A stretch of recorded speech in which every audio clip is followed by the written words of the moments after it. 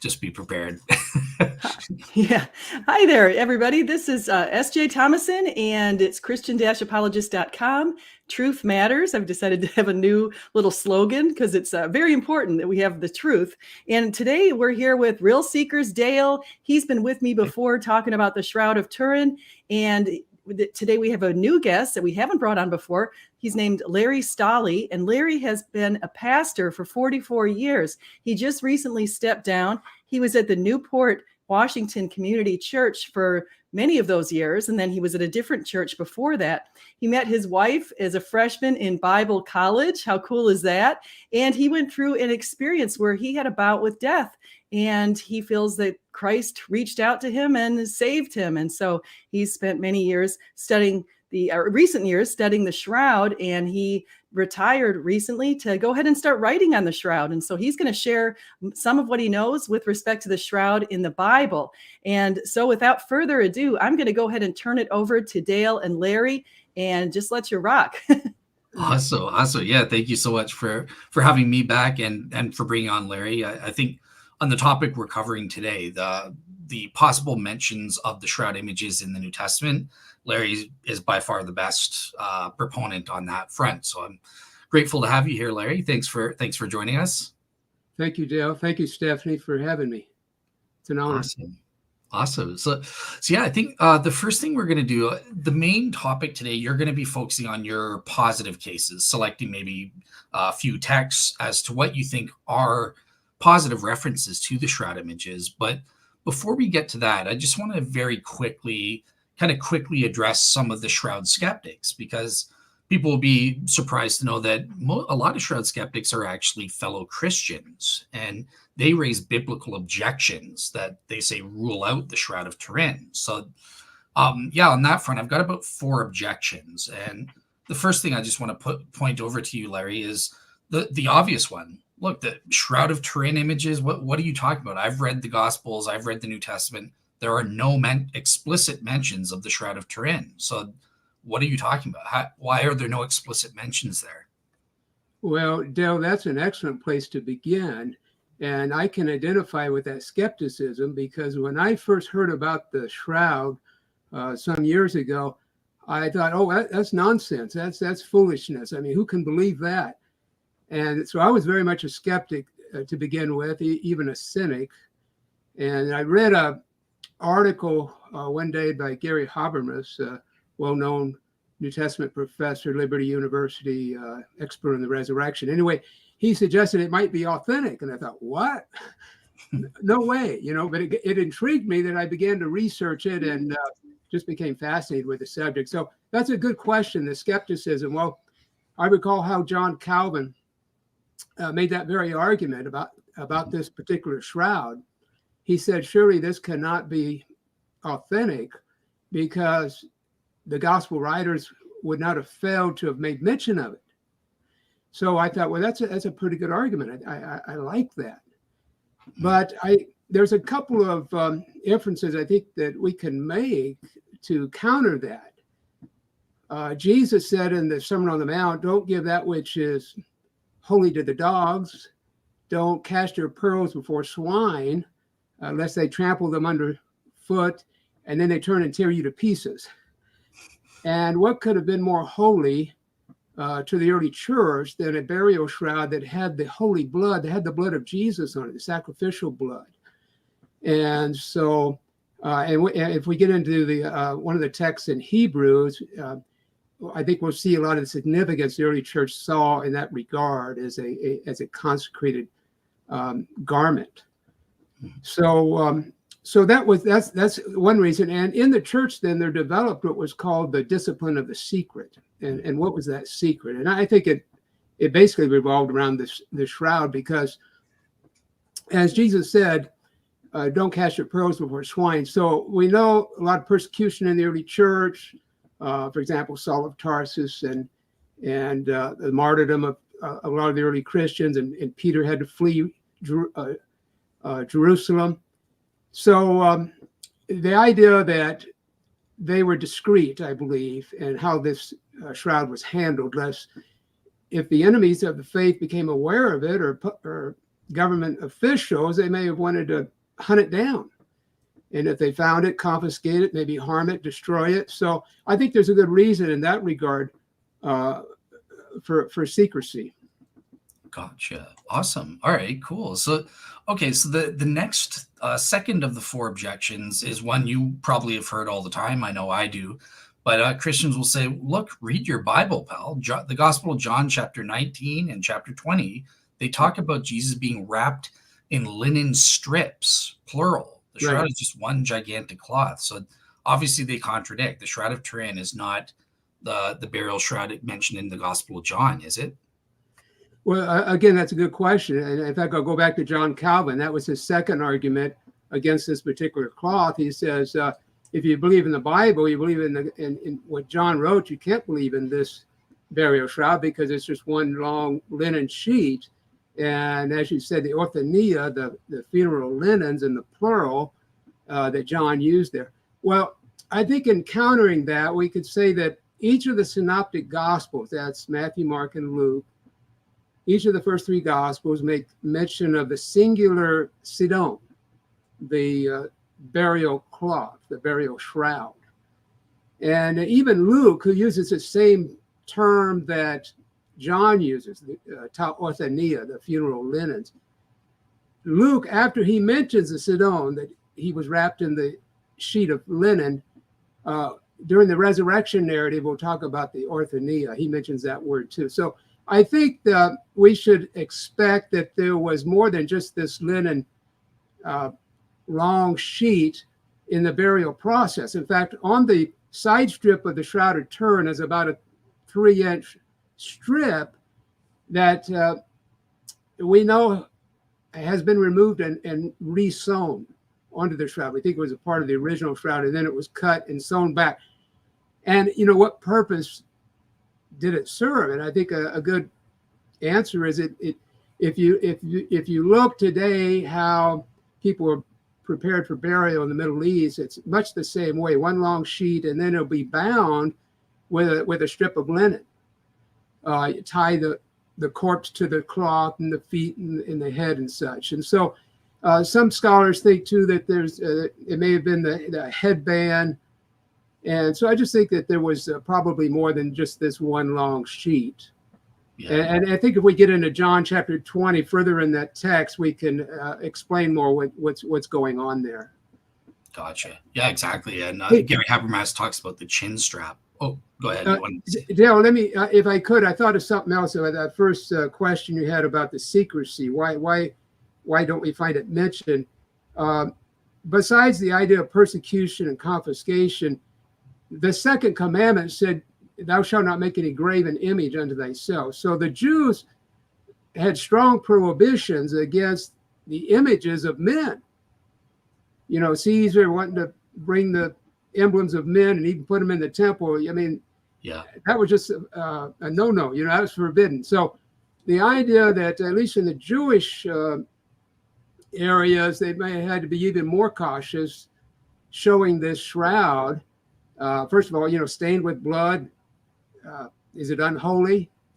And then is it a graven image? And I think the early Christians thought, no, it's not a graven image because it's not made by man; it's made by God. Mm-hmm. This is something that and there's texts that back that up. So I just wanted to add that second reason. Awesome. Yeah, and I see SJ put up. We had Joe Marino in the audience, so he's watching and giving you. So. Yeah. I want to say hi to Joe real quick, and hi to Susan, and hi to Captive Deska. Actually, Captive Deska, it's funny because Real Seekers predicted you were going to come here. I knew it. Yep. He's got some good comments. Obviously, we disagree. He's a Shroud skeptic, but yeah, it's good to have people with an opinion. So let's move on to the third biblical objection against the Shroud of Turin then.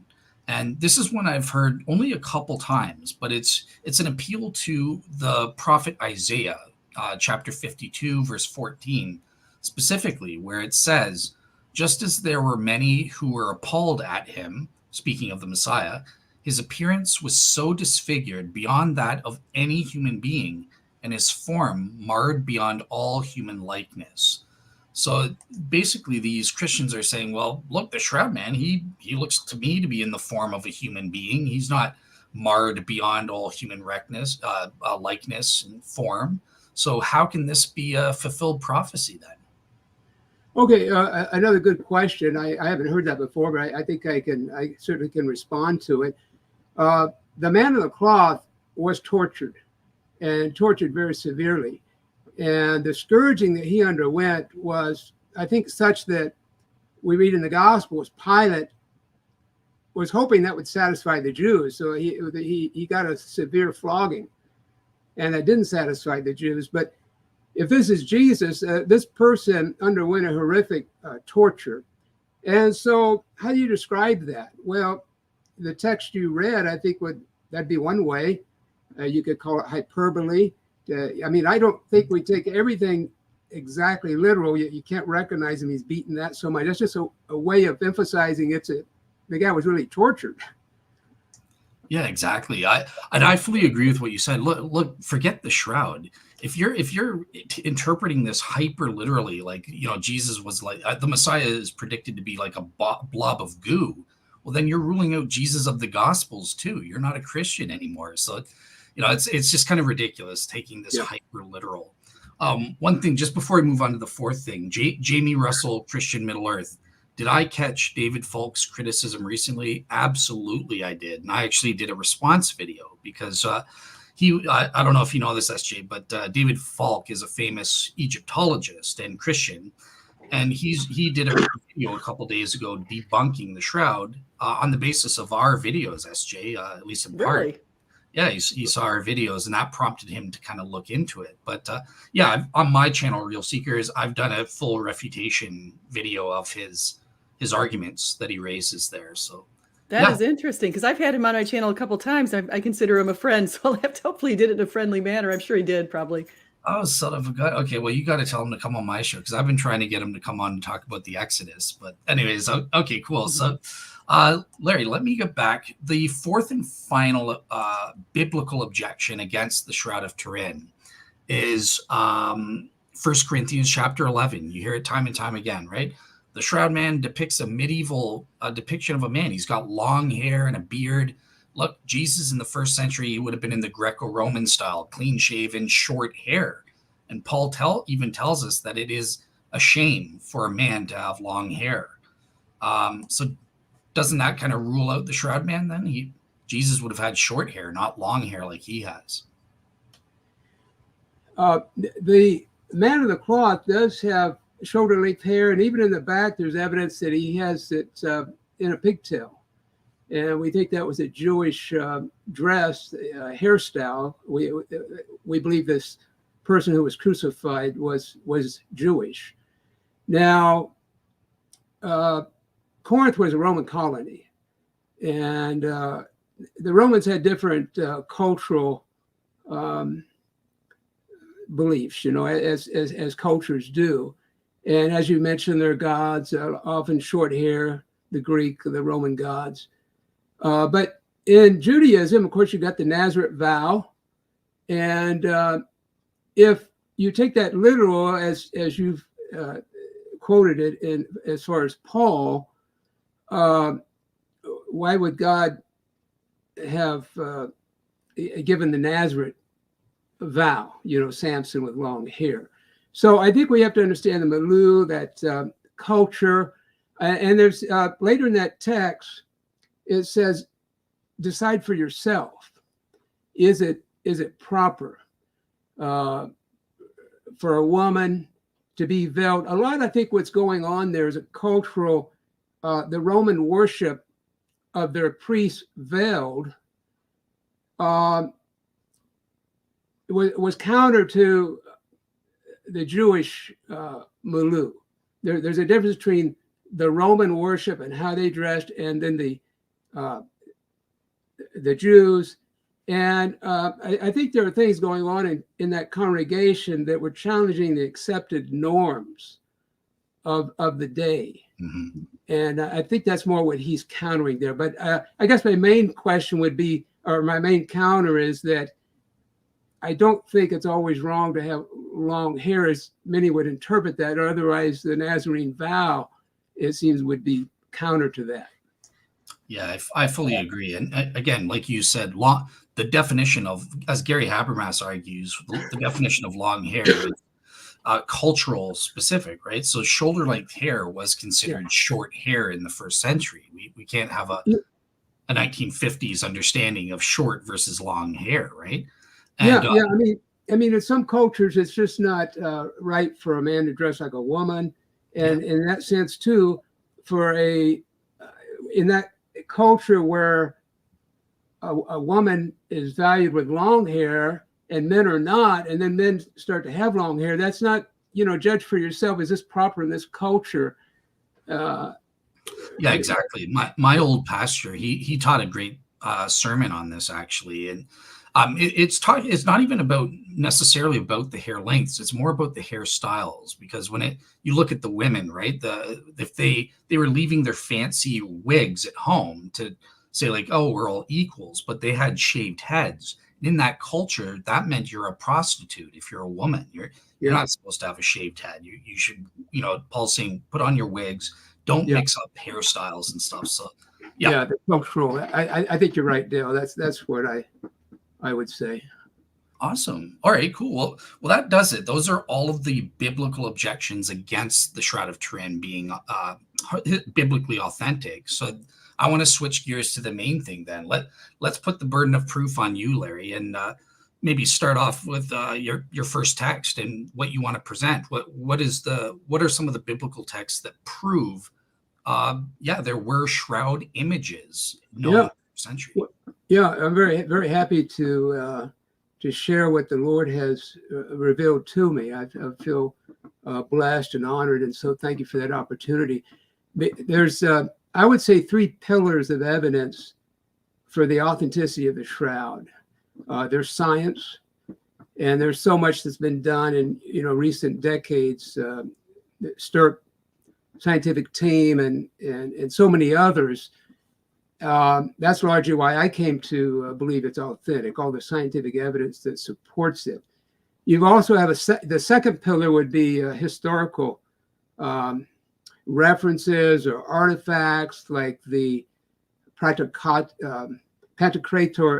icon from the St. Catherine Monastery in Egypt. That's mid 6th century. The likeness of that image with the shroud is pretty strong. You have the Justinian II, his gold coin that he paid his soldiers with. That's 692. That image of Christ is from the shroud, the source. You've got the Pray manuscript from the late 12th century. You've got the Siderium of Oviedo that we can date back to Spain to the early 7th century. I think it's 616. So there's some good historical evidence, and others that I deal with as far as the early church, like the inscription of Abercius. That's about 190, 192, 196. So science, history, but then there's the biblical text. And this is where I think the theologians and the Bible scholars, that we are far behind the research, the scientists and the historians. We've not done enough textual studies. And so I'm blessed to have the opportunity to share some of the work I've done. I actually believe that we have 4 canonical authors that make strong veiled references to the shroud. I say veiled or hidden for the reason we earlier discussed about the need for secrecy and the discipline of the secret. But I think we have not 1, not 2, but as many as 4 of the writers of the New Testament that have not 1, but more than 1, each of those 4 references to the shroud. And what I could do is give you a brief introduction to those, and then those that are more interesting, we can go back and do more thoroughly if you'd like. Yeah, absolutely. Okay, so the one that probably most people are familiar with is in Galatians chapter 3, verse 1. Paul says to the Galatians, "Woe, you Galatians, who has bewitched you, who has cast the evil eye upon you. Before your eyes, Jesus Christ was publicly displayed, openly exhibited, portrayed as having been crucified. Well, how did that happen? To these pagan converts, 20 years, he's writing approximately 20 years after the crucifixion, hundreds of miles away from Jerusalem. How did they see Jesus Christ crucified? With their eyes? And so the way this is predominantly understood in the commentaries is a preaching metaphor, that Paul, by his preaching, so graphically depicted the cross that it was as if they were right there at Calvary, the preaching metaphor. So there's a number of objections we could make to that. He doesn't. Well, first of all, this verb to graphically depict was the common verb to post a public notice. We have from the first century a document where a father posts the notice he's not going to be responsible for his son's debts. I'm not going to pay off my son's debts. And so this is the common word for a public posting on a signboard, a placard. And so there's a number of arguments. I want to move on. So I'm going to say this, that in Galatians 1:18, I think that's the verse, Paul says that he went down to Jerusalem. He visited with Peter for, I think it was 8 days or a week. The verb that's used there is hystereo. And my English version, New American Standard Version, he went to get acquainted. King James, I think he went down there to see Peter. RSV, he went down to visit Peter. Well, hystereo, we got the noun form is hysteria. We got a word history from it. And it's really to investigate, to inquire. I think Elvis familiar with Lee Strobel, investigative journalist, and his work on Christian evidences and that's the idea, I think, is that he went down and he inquired of Peter about the origins of Christianity and the gospel that Peter preached. And then Paul says he went down 3 years later and he met James and John. So he's met the very two people who entered the tomb on resurrection morning and found the burial cloth. And so I don't see how he could have investigated them and been, spent 7 to 8 days with them and didn't become aware of the shroud. And so there's a number of arguments we can make about the preaching, against the preaching metaphor. But basically, I don't see how Paul could be so explicit in what, before your eyes, Jesus Christ was crucified. If the shroud is authentic, which I believe it is, then for him to say that and it not be the image on the shroud, it would be confusing and misleading to his readers. And so that's kind of the basic argument. It's speculation that he's just using a metaphor. Now, I know Ben Withington has gone further, and I think he's right in doing this, that he's left the preaching metaphor and gone to the metaphor of Paul's scars, which is more textual. That's in the text. Yeah, because I'll just jump in quickly just for the audience and SJ.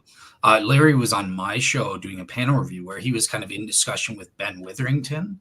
Mm-hmm. And Ben Witherington, he used to take that mainstream traditional, preaching metaphor thing, but he actually changed his mind.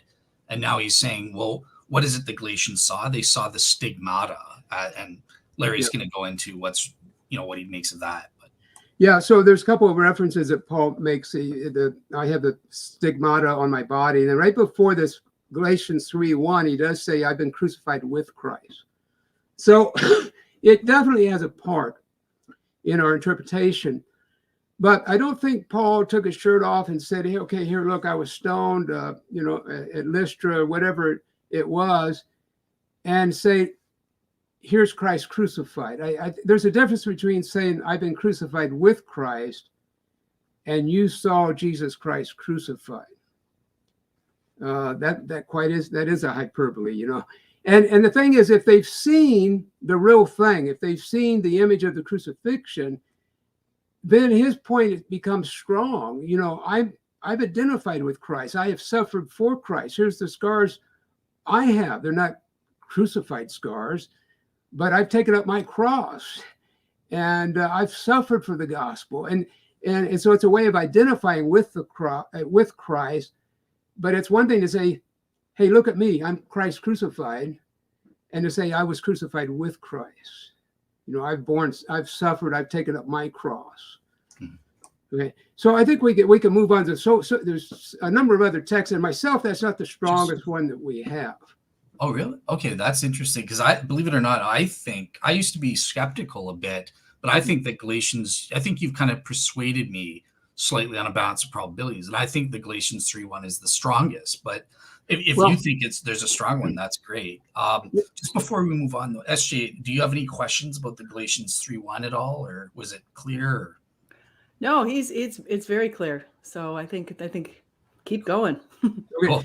Yeah. So I just in leaving that, I'm just saying it's speculation that Paul is just speaking metaphorically. He doesn't say I'm speaking metaphorically. He talks about his preaching. Hey, when I came to you, I didn't come with the power of persuasion. And one place he talks about, you know, they say of me, he's not very good speaker. Now that's a paraphrase, but he says, you know, he's powerful in his letters, but when you see him in person, he's just a little guy. I think Paul, it doesn't that in Latin, doesn't that mean small? He's probably a little guy, you know. And he says, I'm not powerful in speech, but your letters are weighty. And so I don't find Paul in his letters even, you know, talking about, oh, Christ was just beaten so bad and so terrible. And so it's conjecture and speculation to say he's speaking metaphorically. And if the shroud is authentic and existed, he knew about it. And to say that they saw Christ crucified, some kind of graphic, prographo, we get our word graphics from this Greek verb. A painting or drawing is one way this prographo, or I should say grapho, can be, is the word to write, but sometimes it can be used to draw or to paint. Josephus uses it, as I recall, to paint. So they have had some kind of painting or drawing, it would seem, that graphically displays the crucifixion of Christ. Well, what better answer than the image on the shroud? And then after, right, just a couple verses later, he talks about the miracles that were worked among them. I'm of the persuasion that more than likely the shroud was used in the early church in miraculous, in the working of miracles. Just like Moses and Aaron had a staff, a rod, you know, divide the sea, and Elijah and Elisha had the mantle to divide the Jordan River. The Hebrew writer says that the gospel was delivered by Jesus to the apostles, and when they went out and preached, it was confirmed by God with miracles, signs and wonders. And so I don't think the shroud is there just to keep in a closet and never to be shown, but I think it was used in affirming the gospel, the preaching of these, it talks in Acts, this is conjecture on my part, but it talks in Acts how handkerchiefs were brought to Paul and taken to the sick and they were healed. Yeah. Acts 16, right? Yeah. Maybe a handkerchief was put over the face of the shroud. You know, it says in the Gospels, if I can just touch his garment, I'll be healed. You know, the lady with the flow of blood and stuff. And so this idea, if I could just touch his garment and be healed. What's to say that the shroud wasn't used in a miraculous way like that, just like the rod and staff of Aaron, and there's a text we could go into that too. But anyway, that's we'll move on. Yeah. Well, I'm interested in what do you think is the best text? If it's not Galatians 3:1, let me mention a few others just real quick, and then we'll get there. Okay. We'll stay with Paul just for a moment, because I think, as I said, 4 canonical authors that have more than just one. So another one I think that should be considered concerning, and let me say this, I can't prove this. You can't take the scientific method because these things aren't repeatable, and we cannot go and ask Paul, what did you mean by Galatians 3:1? You know, he's not here. All we can do is come up with the explanations that are most plausible, and of those, which is more probable. And then people have to make their own decision as to how strong the evidence is. Okay, so you come to 1 Corinthians 13:12, and Paul says to the Corinthians, now we see dimly in a mirror, or now we see in a mirror dimly, but then face to face. Now that first verb doesn't have an object. What is it that we are now seeing? He doesn't say. But if we look at the object of the second clause of that verb, see now we see in a mirror dimly, but then we will see face to face. Well, that's the face of Christ. If we take that object for the first verb, now we are seeing the face of Christ in a mirror dimly. But when he returns, we'll see him face to face. I think that's a rational explanation of what Paul is saying there.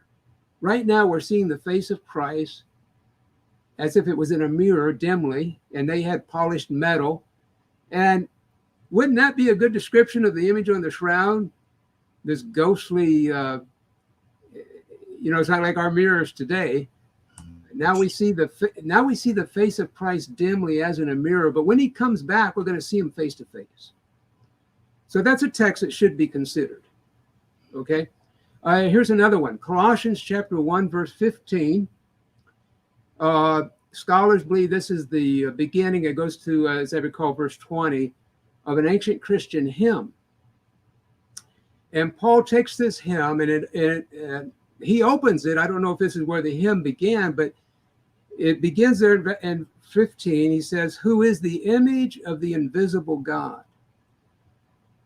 Now that relative pronoun doesn't, the antecedent, if you go back further, it's Jesus Christ. But isn't that, to me, that's very fascinating because you've got a Christian hymn. It has a poetic structure to it. And we're talking about an image of the invisible God. How does something invisible have an image? And how would Christians have perceived this image on the shroud, if it's authentic and if it exists? How would they have perceived it? Would it have been perceived as, image of an invisible God? That might be a good way. Was it?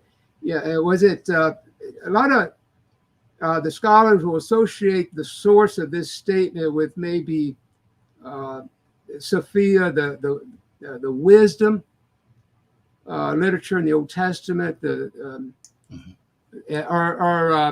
Philo uses the logos, the word.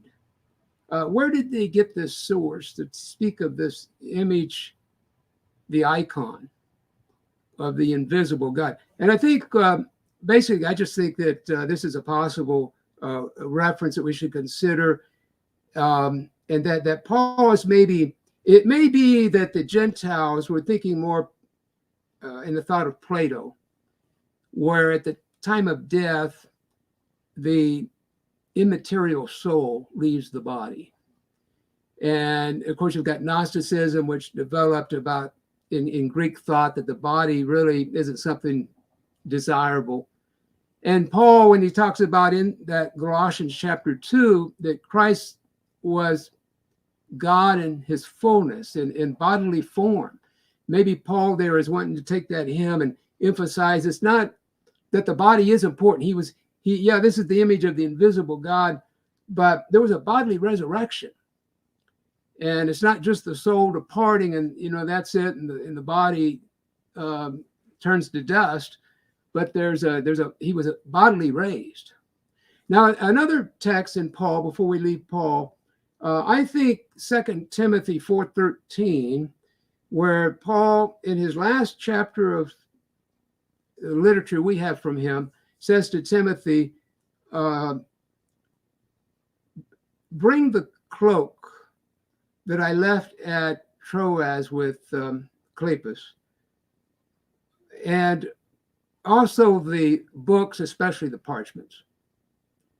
And I'm intrigued there that this cloak, like the mantle that Elijah and Elisha had, there are textual, historical, geographical, and typological reasons to consider the cloak as being a cryptonym for the shroud.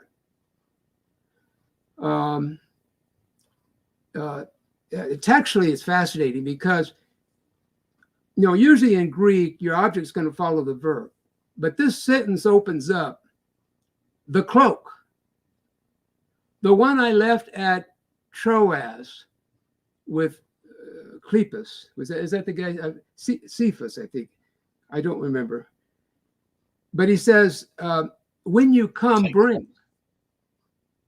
Now, in Greek, if you want to emphasize something, you can move it forward for emphasis. So the very first word in the sentence, before the verb is the object, it's the cloak. He doesn't say my cloak, bring the cloak. And as far as typology, this word is related to, in the Greek Orthodox Church, there's the vestments, and a particular vestment, outer garment. And I think there's a good reason to believe that a lot of these vestments in the church actually have a root, a source in the shroud. The stole, for example, and then on the tablecloth or on the altar. There's a typological and historical reasons for that. Geographically, Troas is right there on the Mediterranean Sea, on the western edge there of Asia Minor.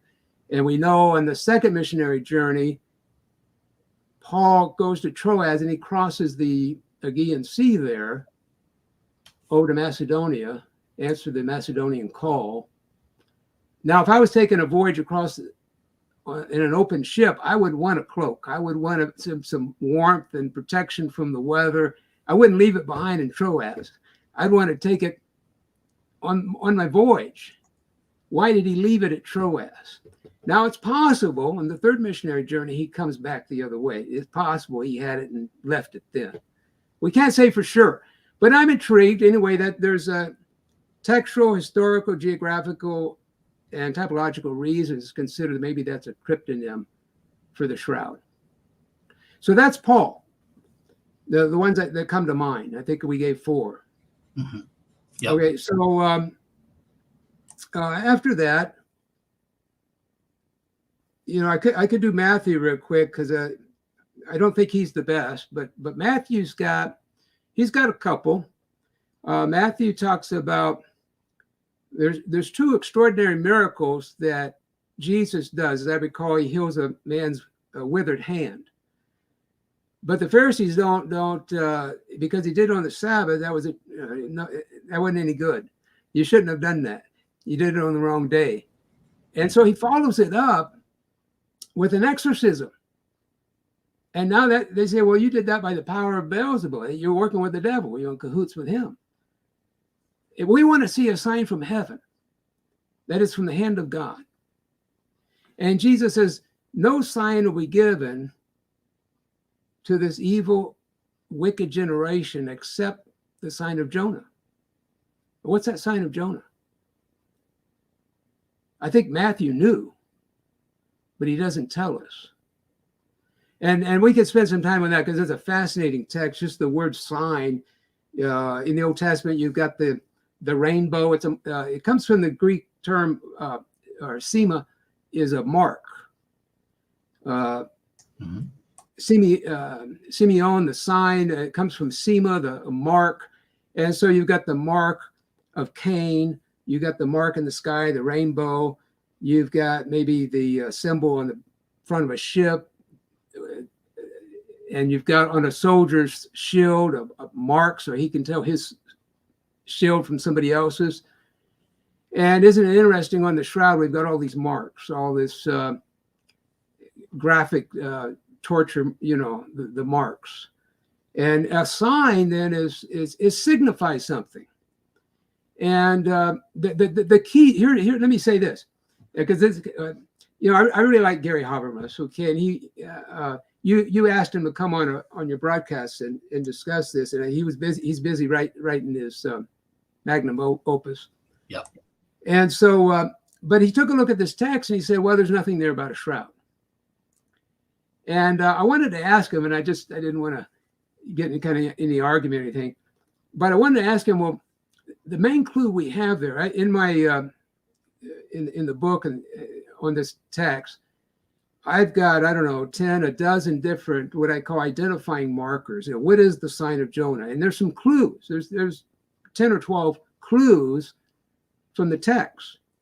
But the best one is, just as Jonah was in the belly of the sea monster for 3 days and 3 nights, so the Son of Man will be in the heart of the earth for 3 days and 3 nights. And I wanted to ask Habermas, well, when Jesus was in the heart of the earth for 3 days and 3 nights in the tomb, wasn't he within a shroud?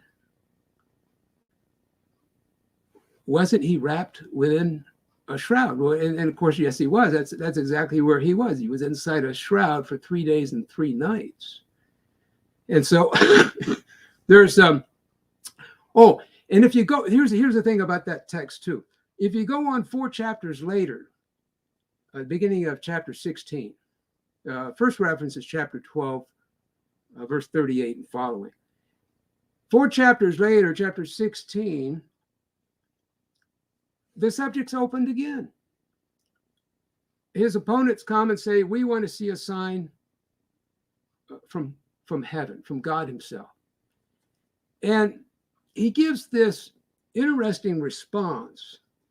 It's synonymous parallelism. He says, well, you guys, you know how to tell. You look at the sky and it's red, and you say, oh, it's going to rain tomorrow, and it's another color. It's going to be fair weather. You know how to discern the appearance of the sky, but you don't know the signs of the time. Now, what's fascinating to me about that synonymous parallelism is the word for appearance. The appearance of the sky is prosopon, the appearance. And it matches in that parallel structure with the word signs. Okay? Do you understand? You know the appearance of the sky, but you don't know the signs of the time. So they match parallel. Mm-hmm. But what's fascinating is in the next chapter, as he prepares us for the transfiguration, that story opens up with the garments of Christ being brilliant, white like the sun. His face shines like the sun. Well, the word for face is prosopon. This is a word that has this double meaning. A person's appearance is often, even like the shroud, the face is the most prominent part of your appearance. And so you know how to tell the face of the sky, but you don't know the signs of the time. So face is in parallel with signs. Is that a clue from Matthew that the sign of Jonah is about the face? It's about the image on the burial shroud when Jesus was in the belly of the earth, or the heart of the earth, for 3 days and 3 nights. And there's a number of Matthew's passage, his story of the transfiguration, which is very important in the early church. It's in every synoptic gospel. And John alludes to it in his gospel in the first chapter when he says that Christ tabernacled among men. Okay, so this story was and Jesus said, don't tell this vision that you have until the Son of Man's raised from the dead.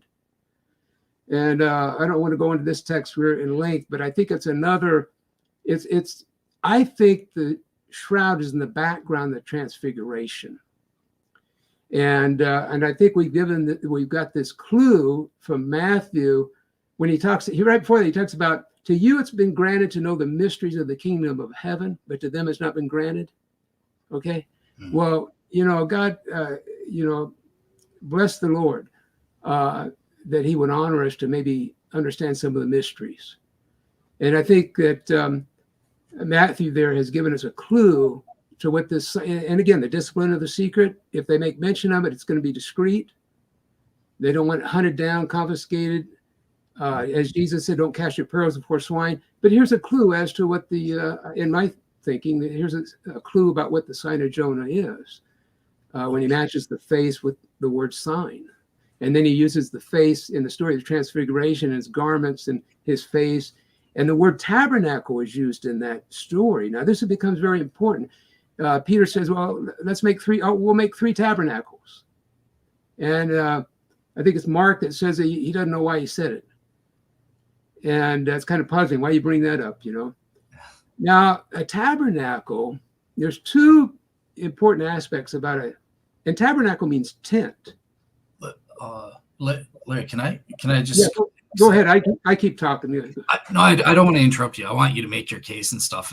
But one thing that you said about the transfiguration, I can see a possible skeptic coming back, not so much against the shroud, but there are skeptics that will say, well, the transfiguration are just misplaced or out of context resurrection appearance narratives. So if you're kind of connecting the shroud now to the transfiguration, what's your take? Is there any confusion about, is the transfiguration some kind of confused resurrection appearance that's misplaced, or how would you respond to a skeptic who says that? Well, okay, good question. I would respond that it's a foreshadowing of the resurrection, and that actually what happened in the tomb was probably a transfiguration event.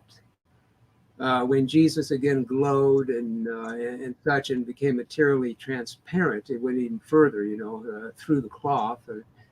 But I think he was preparing them for the resurrection and for the burial shroud. And what happened, this is how the image was formed during a transfiguration event. I think probably that occurred in the tomb. Okay. And it's just part of his Christology of us. He's the son of, the teaching lesson of the transfiguration is Jesus is king of the mountain. You've got Moses and Elijah, the prophets and the law and the prophets, and you've got Jesus. And in the early church, who are we going to listen to? Is Moses the king of the mountain, or is Jesus king of the mountain? And so only one tabernacle. We don't need 3. These are sacred tents, not just so the 2 aspects of a tent is a covering and an abode. And anyway, does that satisfy that, Dale? We can. Yeah, perfect. Go ahead and keep on with your presentation. I think I know what your favorite one is. So, yeah. Well, okay. So we talked about Paul. We talked about Matthew. There's 2 other canonical authors. Let's jump to John, okay? Because Stephanie, you mentioned too John in the burial and the resurrection, chapter 20 there. Yeah, that's actually one of my favorites. Yeah. Okay. And if I talk too much, just please interrupt me again. I just enjoy. It's all good. Okay, all good. Okay, all right. So John is fascinating. I used to not be quite as fascinating because he's so hard to difficult. What's going on here? But I think there's a number of pieces we can put together. Okay, so chapter 20, the women come to the tomb, and Mary. She looks in there and there's no body. And so she reports to the disciples, hey, they've taken the Lord. So Peter and the disciple whom Jesus loved, whom we think is John, they run to the tomb. And 4 different verbs in 4 verses for seeing, observing, are used. And with each verb, the first 3 are the historical present. In other words, they're told in the present, although it's already happened. And that's a way to emphasize, try to draw you into what's happening here, looking in and seeing. And each of these 4 verbs to see, they're different. it's like, okay, first you just kind of glance and then, wait a minute, let me take a second look. And what? So each one kind of draws you more into the suspicion, the mystery of what is happening. And so finally they go in. As I recall, Peter goes in first, and then when John comes in, it says he saw and believed. Now, neither of those verbs have an object. What did he see, and what did he believe? Now, some conclude that he ended up believing what Mary had told them, that they'd taken the body away. Robbers have come, or the soldiers or somebody took the body. And so some conclude that's what he believed. I don't think that's at all what he believed. If we look at how pisteuo, the verb to believe, is used throughout John, and especially as it continues, the end of the chapter, these signs, many other signs Jesus did in the presence of his disciples, they're not written in these books, but these have been written in order that you might believe that Jesus is the Christ, the Son of God, and that believing you might have life in his name. So to believe in the Gospel of John is to put your faith in Christ. And so when it says he saw and believed, I conclude he's come to believe in the resurrection, and as Jesus is the Son of God. Okay. So what is it that he saw? Well, interesting, the verb kimai is used 4 times, just like we have 4 different verbs. We have one verb for for lying. They see the funeral linens lying or reclining. And 3 times it's in the present. And then there's a 4th time in verse 12 where Mary is talking to the angels, as I recall, or is it when the Lord comes and talks to her? But in that conversation with Mary, it's either the angels, I think it's the angels. She looks in, there's 2 men, and he's not here.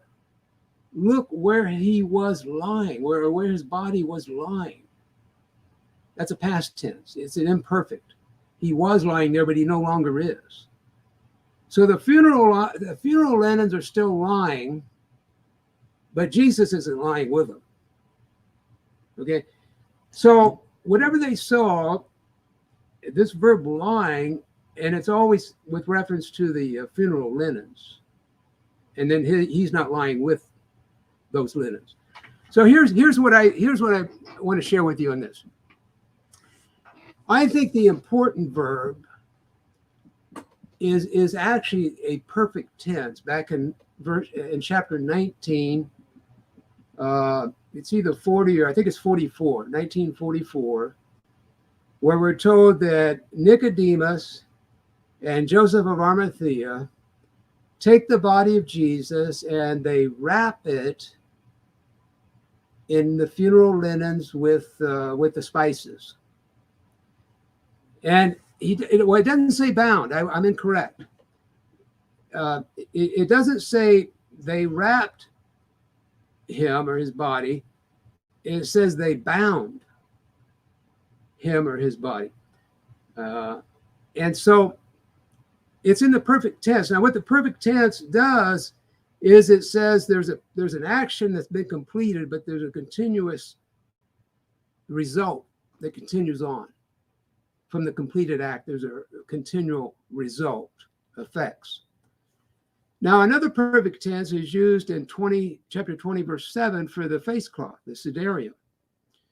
And it says that when they looked in there and they saw the siderium not lying with the funeral linens, but separate, rolled up separately from the linens. Okay. Now, excuse me, that also is a perfect tense. Here's what I conclude from this, and I think this is significant. Whenever you see a perfect tense, this isn't the normal past tense in the Koine Greek. Normally, you just state something in the past tense. Joe went to the store. Simple aorist tense. Now, if you said Joe went to the store and you put a perfect tense verb there, what that means is he not only went to the store, he's still at the store. He's still there. Okay? So when it says in chapter 19, verse, I think it's 44, it could be 40, they took the body of Jesus and they bound it. They bound it with a strip of linen. John uses this verb in the book of Revelation for the dragon, binding the dragon with chains. There's a prisoner motif often with this verb. So they have bound Jesus like a prisoner. He's captive, just like Jonah was captive in the belly of a fish. And then the Lord had the fish release him. So Jesus in the tomb was bound in this linen. And what I think is significant is that back in chapter 11, we've been prepared for this.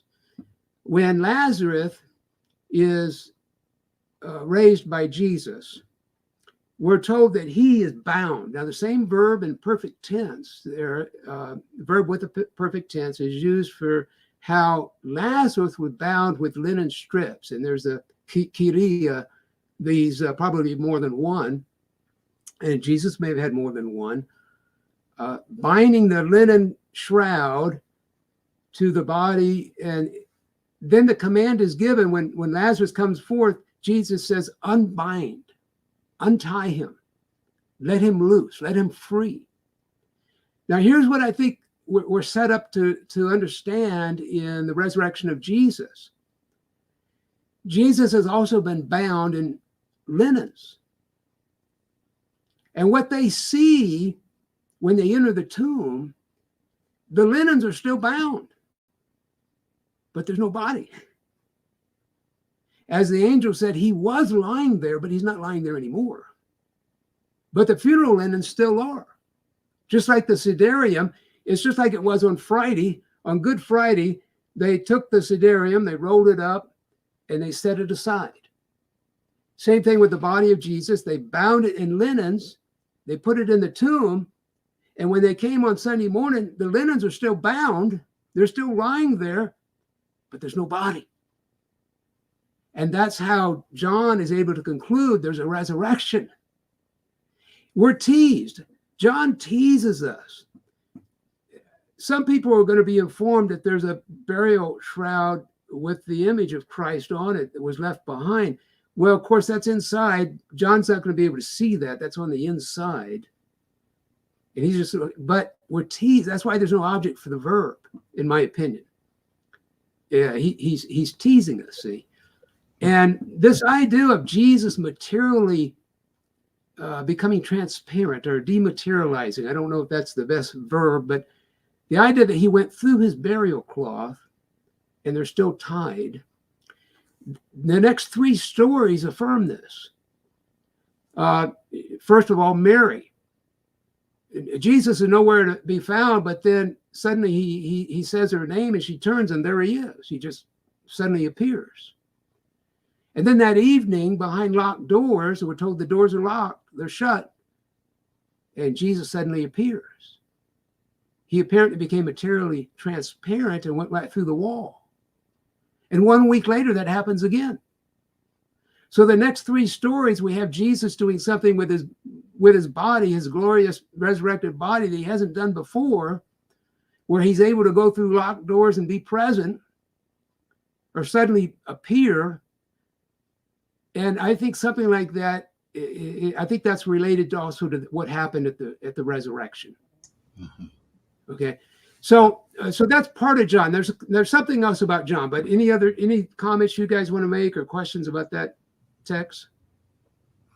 I have a general question, so I don't know if you want to finish off your presentation, then should I save it? But basically, I'll leave it up to you. My question is kind of a general thing because I can see perhaps there are Shroud skeptics in the audience, maybe, and stuff. And if they're listening to these Bible verses and your explanations, someone might just kind of dismiss what you're saying and say, well, this is just pure eisegesis. It isn't proper exegesis. So how do you, how do you kind of ensure that you're not just letting your bias as a pro-Shroud guy cause you to commit eisegesis, and that we're doing proper exegesis out of the text?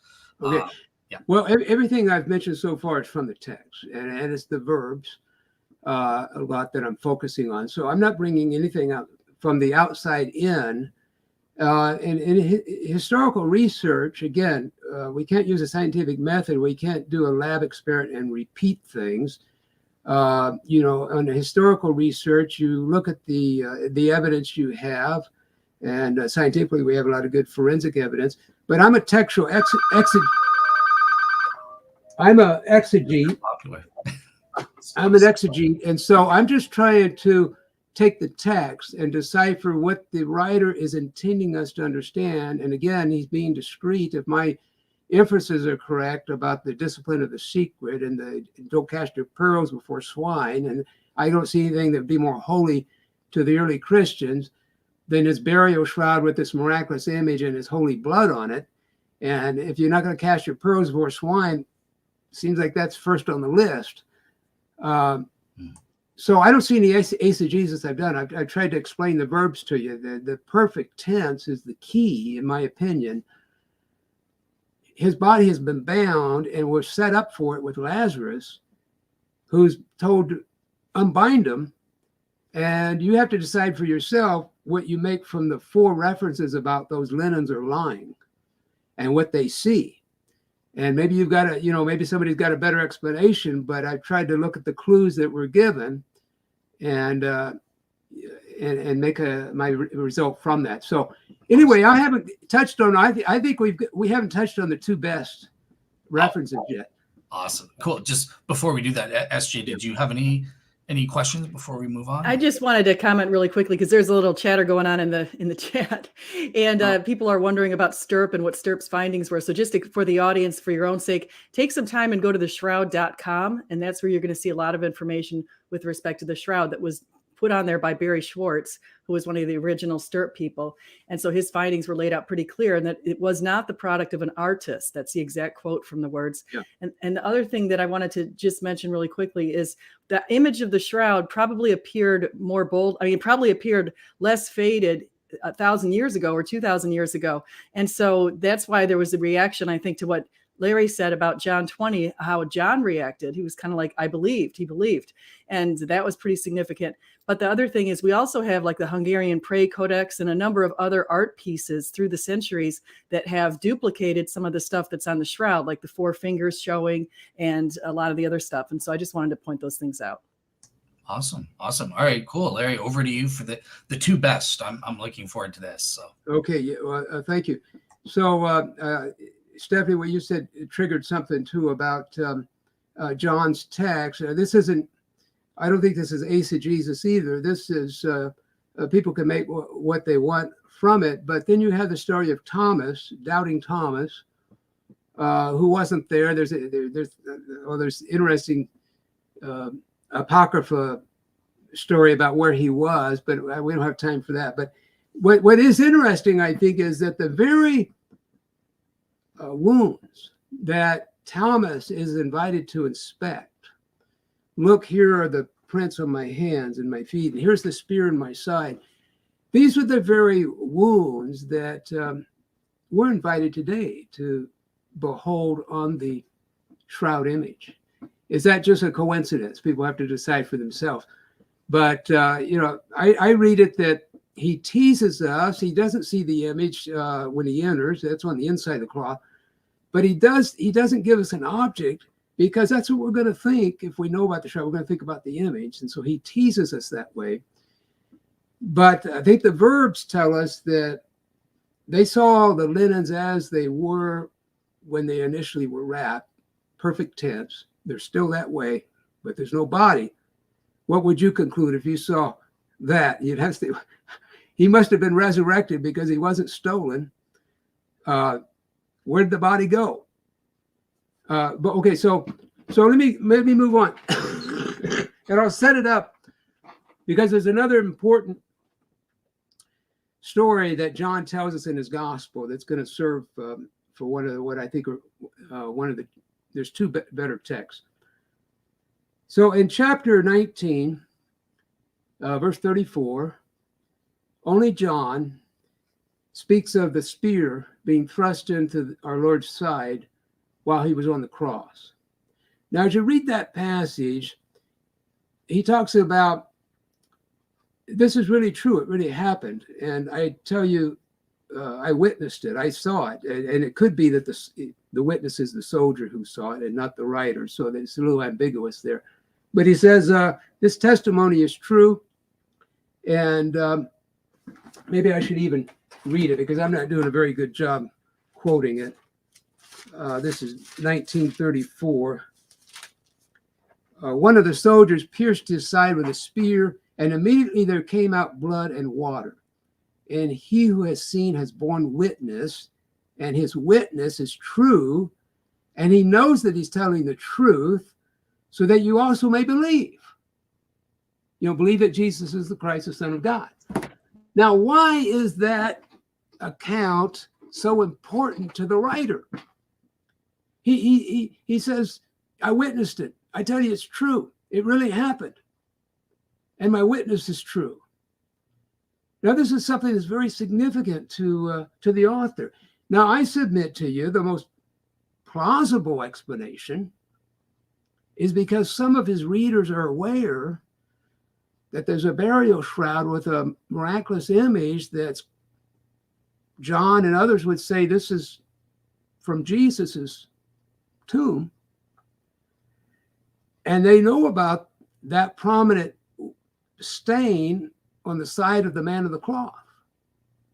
And so by saying this, John is saying, you know, I saw it happen. My witness is true. That stain that's on that cloth, that's Jesus's burial shroud. That happened on the cross. And it's the very wound that, you know, Thomas is invited to inspect and we can look at today. But here's where I want to go next with that one.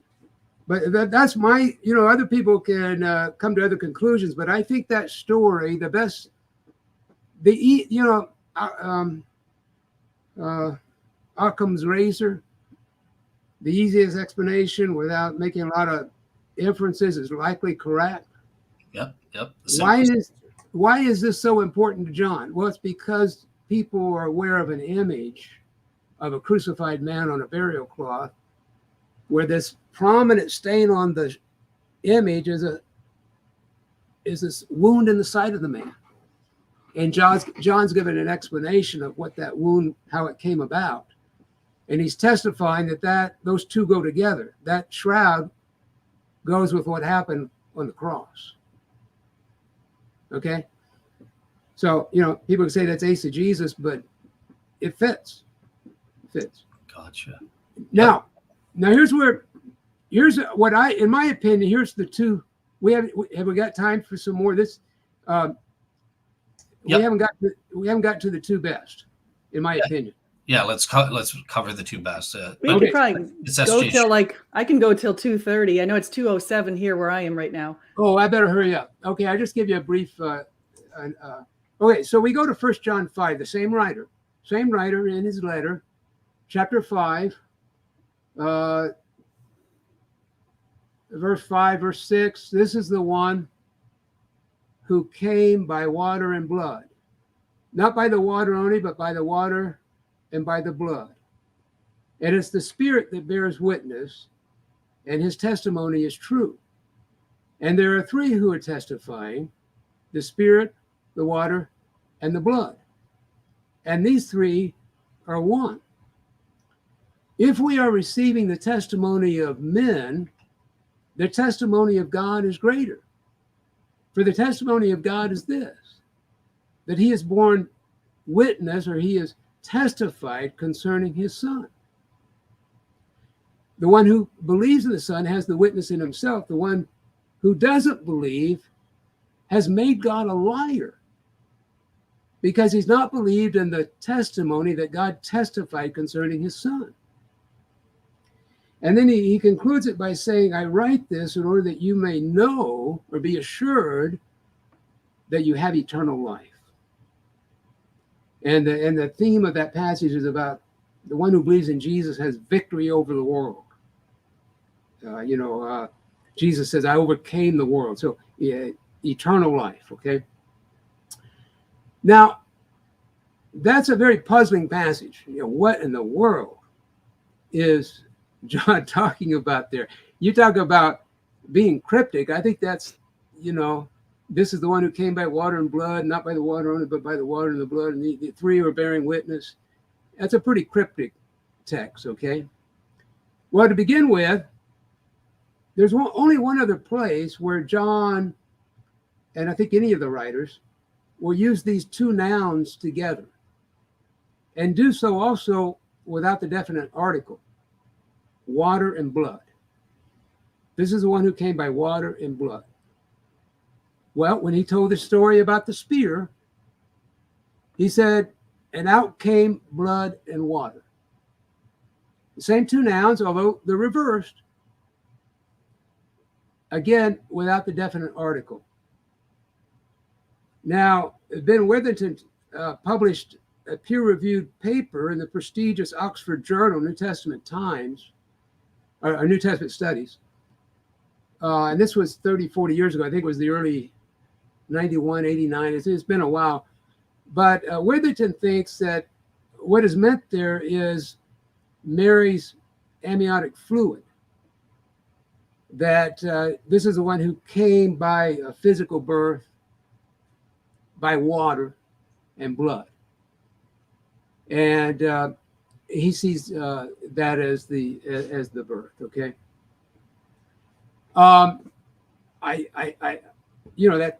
That's one interpretation. I have to hurry here. In my book, and I think I've written a paper on this too, there's three common views through the history of the church for this passage, this puzzling passage. Let me say this. There's a Jewish hermeneutic. One of the basic Jewish hermeneutics is that when a writer uses words, the same words elsewhere, he uses it similarly, it's likely these two things are linked together. In other words, a Jew in his exegesis, when he reads about the spear and the blood and the water coming out, and then John later says, this is the one who came by water and blood, there's a reason why you might want to connect these two together, which Augustine did. Augustine thought somehow this passage is about the spear wound, the blood and the water. Okay. Now, we don't have time to talk about the theology or there's, I think, there's spiritual, we can spiritualize it, the water and the blood, the regeneration, the redemption, that okay. But here's what I want to say, because I want to get to the text, the Greek. Okay, first of all, you've got two nouns, both without the definite article, joined by the conjunction and both are governed by a single preposition, which is actually dia, it's through. Okay, now you can translate it by instrumental, and but I suggest to you, much like Witherington thought, we should consider a locative through. Okay, so and I would say, and the verb there, came, can also be translated go or went. The prodigal son came to his father. We would say he went to his father.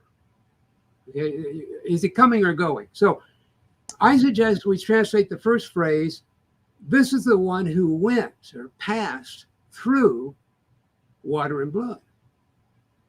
This is what happened, see, in the resurrection narrative. In John's gospel, he passed through the burial cloth, okay, stained with the water and blood. So I link this 1 John 5 with the spear wound, the water and blood, and the shroud itself. And the three that are bearing witness in Jewish jurisprudence, you need more than one witness. You need two or three to establish a truth. He's got three there: the water, the spirit, and the blood. All three are neuter in the noun, but he uses a masculine participle. He personifies spirit, water, and blood because they're witnesses. Well, they are witnesses of the witness of God, or I refer to it as the divine witness. John says, if we are receiving the witness of men, now that we do, I receive the witness of Paul and John and Peter and the apostles. And John will start that book and say, what I saw, what we touched, what we handled, we testify to you. We are witnessing to you. What we saw, we handled, we heard. And then he says, okay, if you're receiving my testimony or the witness of men, there's a greater testimony, there's a greater witness. And there's three that are testifying on behalf of God's witness: the spirit, the water, and the blood. Now, twice, this is a chiasmus.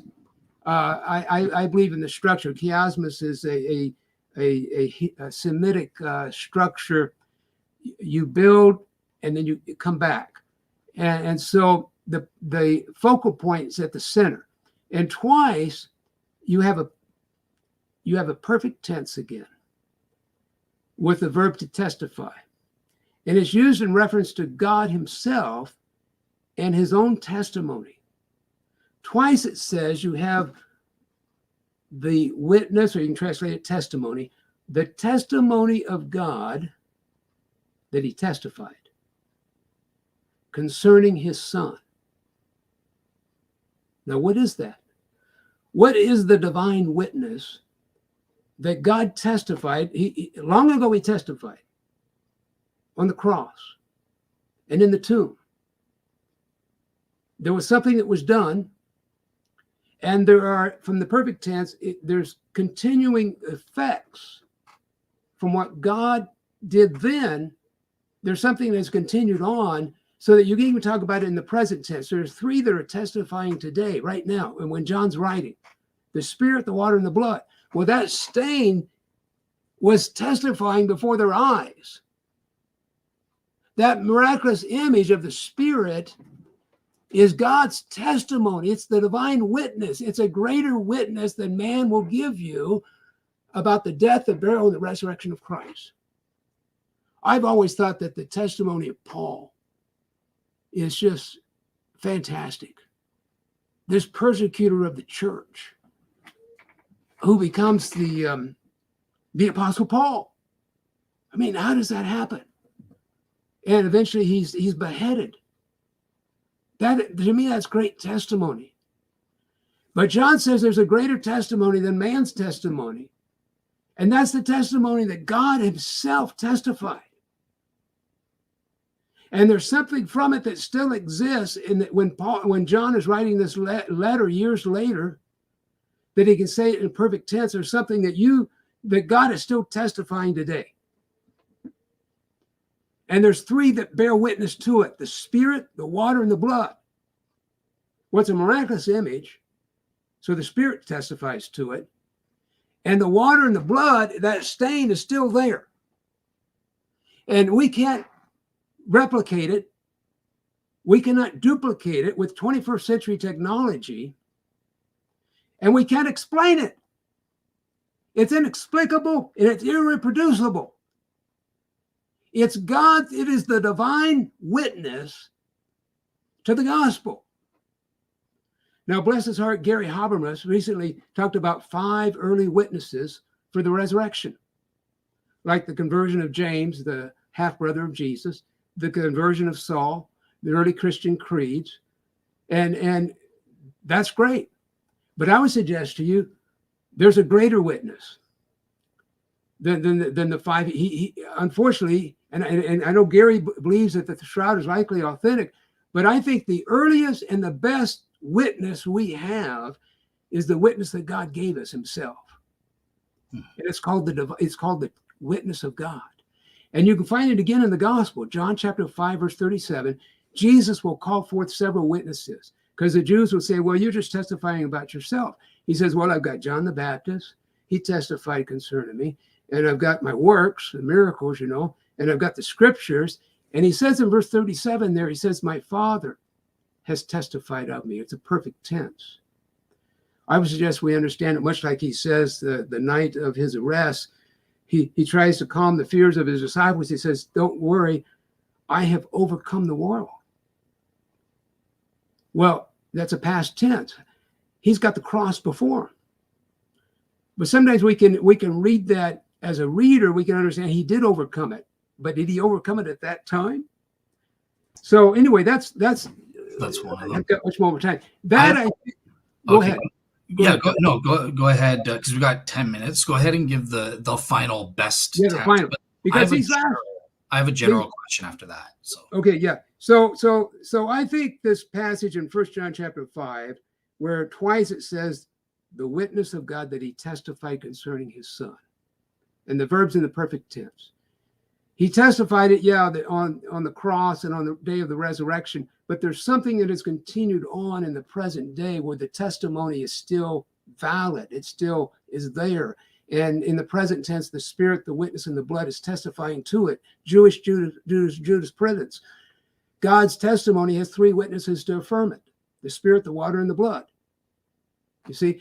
So that is one of the two most powerful ones, I think, in myself, that I think we have. But it relies on the gospel. It relies on the spear wound that we're told about in the gospel, which I think his readers were familiar with. Okay. Now here's the other one, and that's from the book of Hebrews. That's one of the four canonical authors. We looked at Paul and Matthew and John. There's another Bible author who makes mention of the shroud. And I think there's four references to it in the letter to the Hebrews. And this is again in a chiasmus, A, B, B prime, A. Now, A is the curtain. In the tabernacle, you had the curtain that divided the two compartments, the holy place from the Holy of Holies. Okay. And in chapter 6, verse 19 and 20 of the book of Hebrews, he talks about Jesus having gone through the curtain and has entered into the sanctuary. Okay. AB is about the greater, more perfect sacred tabernacle. The greater, more perfect tabernacle. Okay. Now, tabernacle, skini, is a tent. And it's a sacred tent. It's not just Isaac's tent. Later, the Hebrew writer will mention the patriarchs, and they dwelt in tents. My wife and I were married nearly 50 years ago, went to Palestine. Her parents were missionaries over there. And we visited with the nomads, out there in the desert, living in tents. And two aspects of a tent is it's a covering and it's a place of abode, like a residence. And these nomads, they had a large tent that covered them, open air, and it was their residence. It was an abode. Now, for 3 days, Jesus was in the heart of the earth, the sign of Jonah. For those 3 days, he was within a covering. For 3 days and 3 nights, that was the abode. That was the residence of God, the Son of God. His residence, his abode was in a tent, a typology. See, the writer of Hebrews makes a lot of typology. He talks early in chapter 9 about the earthly sanctuary. Then he starts he's talking about these types and shadows. How Jesus is a high priest. He's a priest after the order of Melchizedek. He's a king and a priest. So typology is very important here. And this is part of how the early Christians, I think, viewed the shroud and viewed its image. So A is the curtain.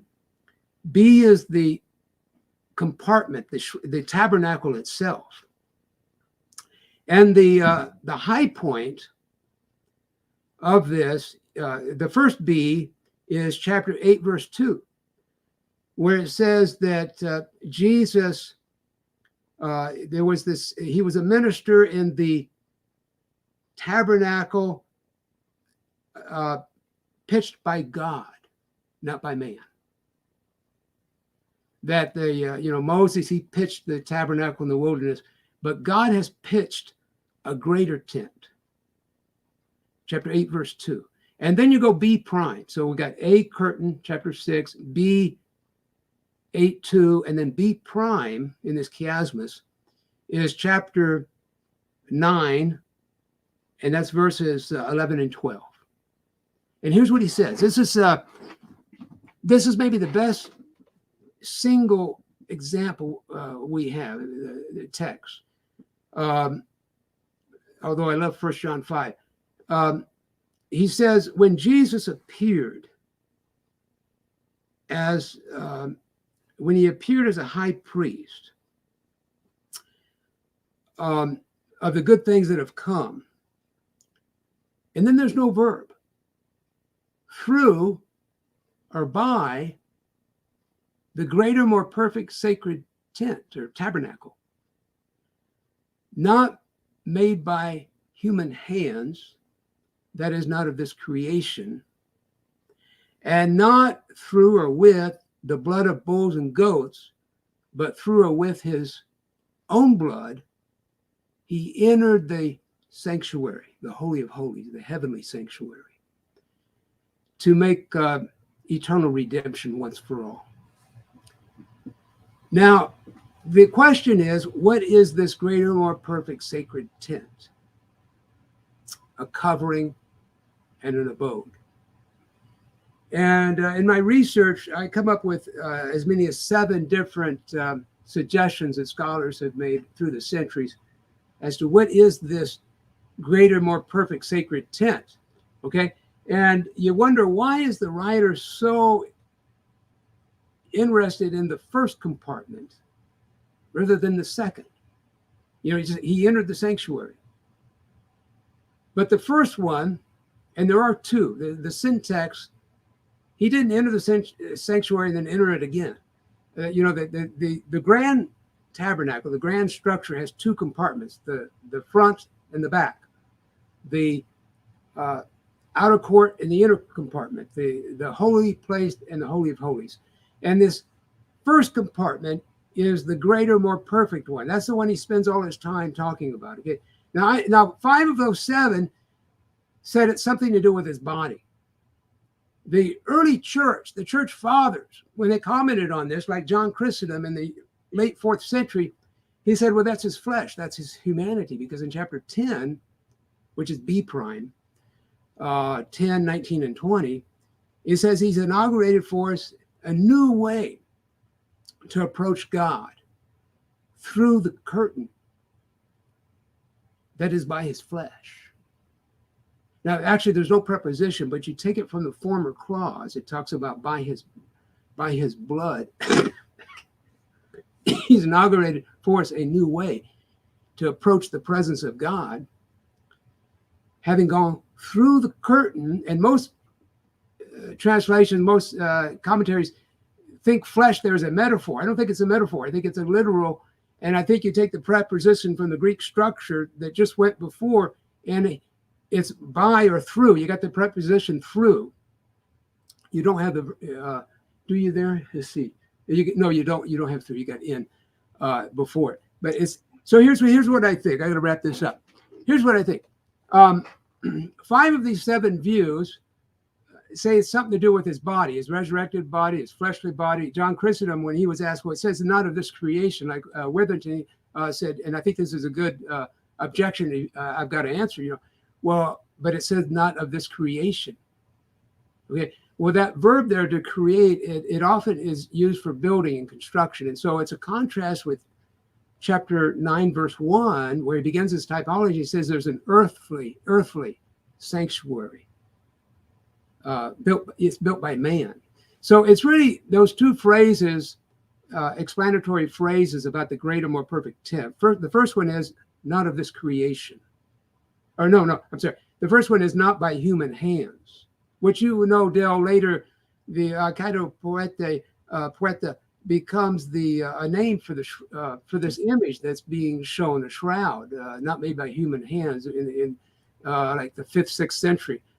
Well, you've got this phrase, or the negative is used, not by human hands, And then the second one explains that one. That is to say, not of this creation, not ordinary building, not of man's building. It's of God's. It's the tent that God pitched.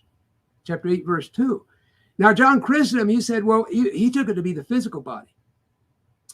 And he explained it. He said, well, look, when Joseph, he turned to Matthew chapter 1, I think it's verse 40, 44. And Joseph said he was going to put Mary away. He wanted to do it discreetly. She was pregnant. And an angel, Michael, appears and said, don't be afraid. What is conceived is of the Holy Spirit. And so even Chrysostom, John the Golden Mouth, the preacher, the late 4th century bishop of Constantinople, and went on to Antioch and preached all these sermons. And when he preaches on this text in Hebrews, he says he's taught the greater, more perfect tent was the Son of God in his flesh, and that it wasn't an ordinary building. It was, the Holy Spirit. He was the Son of God. And even Michael the angel said that's not of man. It's not conceived of man. It's a virgin birth. Okay. But I think it just simply means it's a miraculous image. So here's what I think. The greater, more perfect tent is the shroud with a miraculous image. Not, as you said, Stephanie, it's not of man. It's not. Stirp concluded this is not the work of an artist. We can't replicate it. This is of God. This is a miraculous image. So it's not of this creation. And so it is about his body, it's about the tent that covered his body. And at the resurrection, he went through. Now, I've given you 3 passages where the New Testament, the early Christians understood that at the resurrection, his body went through the cloth. I gave you the Gospel of John 20. 20 there, and we gave you 1 John 5, and then you got Hebrews here, where the preposition dia is used. So there's 3 different types I think the early church saw there in that passage regarding the shroud. The shroud became a type of the first compartment, and when Jesus at the resurrection went through, it was like going through the curtain, which is part of that first compartment that separates it from the second. And as he went, his entombment served as like a type of the first compartment. And when his body went through, he entered the heavenly sanctuary with his blood. Where's his blood? Well, it's right there on that's another type. It was a type of his high priestly garment. And this can all be done syntactically in the Greek with how you treat that first dia preposition. If it's instrumental, you can say, okay, how can he serve as a high priest if he didn't have a high priestly garment? If he didn't have a high priestly tunic? And the shroud has the 4 characteristics of a Jewish high priestly garment. It's got the fine weave, it's got the weave, the herringbone weave. It's supposed to have a checker work, the special weave, pure linen. It reaches down to the feet, and the Aaron's tunic on Yom Kippur, the one day he goes in the Holy of Holies, he only wears his white tunic in there. He takes all this other, his breastplate and helmet. He takes out all. All he wears is the white undergarment. Goes into the holy place, and before that, some of the blood has to be sprinkled on his garment. Well, that's what happens on the shroud. It's got the blood of the sacrifice, the blood of the Son of God, and when he goes through it, he's got it's like this is his garment as he presents his sacrifice in the heavenly, there's blood there. So I think there's this typology and the curtain, 3 different ways. So, all right. Yeah, very awesome. nice. Awesome. Yeah, cool. So, all right. So I know SJ has to go. So if you can just maybe answer in like 1 minute or a couple minutes, but at most kind of thing. But my general question, so shroud skeptics let's pretend they've been convinced by everything you've said, and they go, yeah, I think some or all of these Bible verses are talking about Jesus's burial shroud, and it had these amazing images on it. How do you then link that to the Shroud of Turin images in particular? How would you make that connection, I guess, if somebody wanted to deny that? If I understand the question correctly, I would turn to the story about doubting Thomas.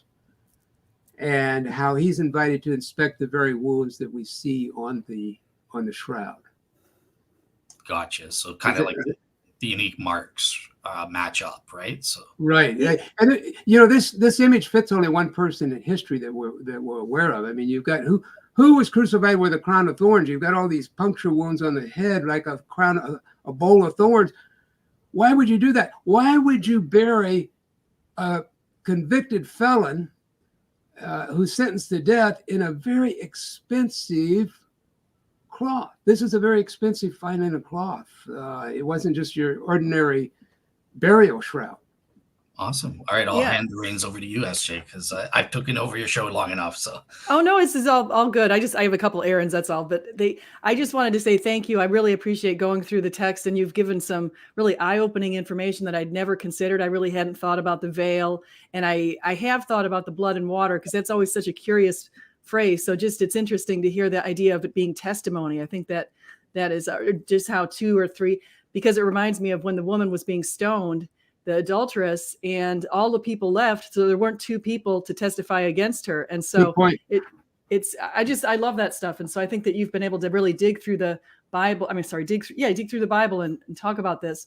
So wonderful. And so I wanted to know, actually, for both of you, where can people find you? And I know that you're working on a book right now. So I wanted to see if you could share a little on that book, like what your focus is on the book. Yeah, thank you. God has blessed me just to show me these things. And then Giulio Fanti is doing a series on the shroud. I think there's 6 or 7 volumes out, and he's asked me to do 2 volumes on this series.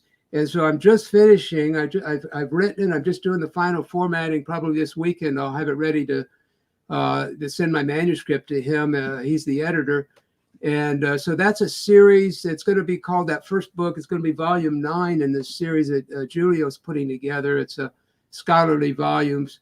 And it's on hidden references to the shroud, hidden references to the Holy Shroud in the Bible.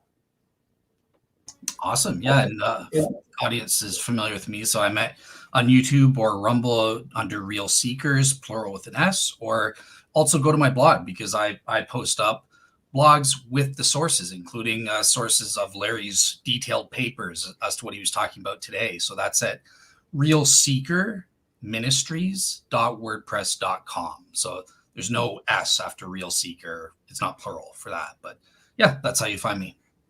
Great. So I really appreciate everybody coming in here today. I want to say thank you to the people in the audience as well. If you're new here and you like this kind of content, please like and subscribe, and do come again. And so I also wanted to say, while Larry was talking, I look over at the YouTube to find that video that you talked about with David Falk. And so I found the video with David Falk. He's apparently offering something on the shroud. I didn't listen to it, obviously, because I'm listening to this, but I found what you're talking about. It was like a 20-minute video. And then you made a response, and I found that too. So it looks like some interesting stuff to dig into. It is. Oh, yeah. I caused quite a stir on the SSG, and even Shroud skeptics like Hugh Ferry are kind of cutting up David Falk's take there. So I even quote Shroud skeptics going after him. So, yeah. Good stuff. Yeah, Larry. Yeah, I do have a website, if I could mention it. It's theincredibleShroud.com. TheincredibleShroud.com. Let me ask you one last question. I forgot this. How long have you been looking into the shroud? How many years? Well, extensively for about 5 years, just where my main focus has really been, pretty pervasive for about 5 years. Wow. Yeah, we have another famous shroud person who is in the audience. I don't know if he's still here, but Joe Marino, who opened my eyes. Actually, when I started investigating it, because I thought for many years it was just a hoax. He was his stuff was one of the first pieces of information I came upon. So it was really good stuff. Yeah. Awesome. So good. Well, everybody, please like, subscribe, as I said, and just remember, whether you eat, drink, or whatever you do, do it all in the glory of God. So, Joe Marino says, is one last thing from Joe. He says, is the word suckers found in any of the new translations? Good old Joe. All right. Thank you, guys. I'm going to go ahead and end this stream. Take care. Thank you.